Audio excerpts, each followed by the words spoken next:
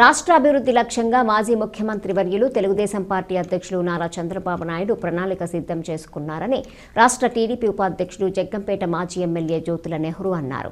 గండేపల్లి మండలము జెడ్ రాగంపేట గ్రామంలో కంటే సురేంద్ర ఆధ్వర్యంలో వైసీపీ నుండి టీడీపీలోకి చేరే కార్యక్రమంలో భాగంగా కంటే సురేంద్ర స్వగృహం నందు ఏర్పాటు చేసిన సమావేశానికి జ్యోతుల నెహ్రూ ముఖ్య అతిథిగా హాజరయ్యారు.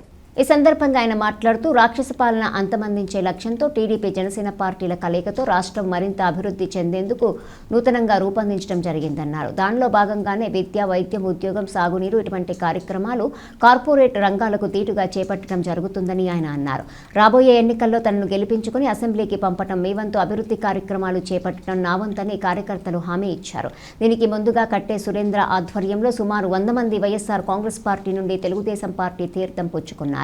వారిని పార్టీ కండువా కప్పి జ్యోతుల నెహ్రూ సాదరంగా ఆహ్వానించారు. అనంతరం జ్యోతుల నెహ్రూకు గజమాలతో సత్కరించారు. జ్యోతుల నెహ్రూ విజయానికి కృషి చేయాల్సిన బాధ్యత మన అందరిపై ఉంది. రాబోయే ఎన్నికల్లో జ్యోతుల నెహ్రూను గెలిపించాల్సిన బాధ్యత మన అందరిపై ఉందని కంటే సురేంద్ర అన్నారు. అభివృద్ధి, సంక్షేమం రెండు రాష్ట్రంలో జరగాలంటే రాబోయే ఎన్నికల్లో తేదేపా విజయం సాధించాలని అన్నారు.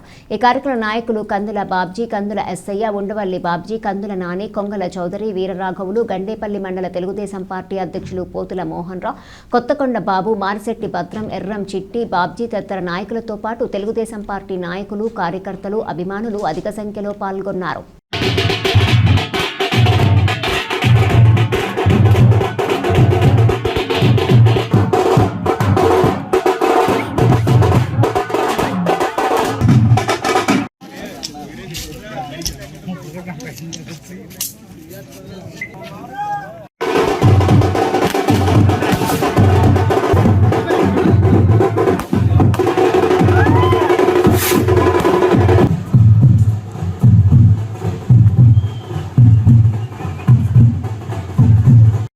జాయిన్ అవటం ఇవాళ అయోధ్యలో ఆ రామ నిర్మాణం యొక్క ఓపెనింగ్ రోజు ఆ రామనగరానికి ఆ రోజుని చాలా మంచి రోజు, ఆ రోజు పెట్టుకోవాలని చెప్పేసి ఆయన చెప్పారు.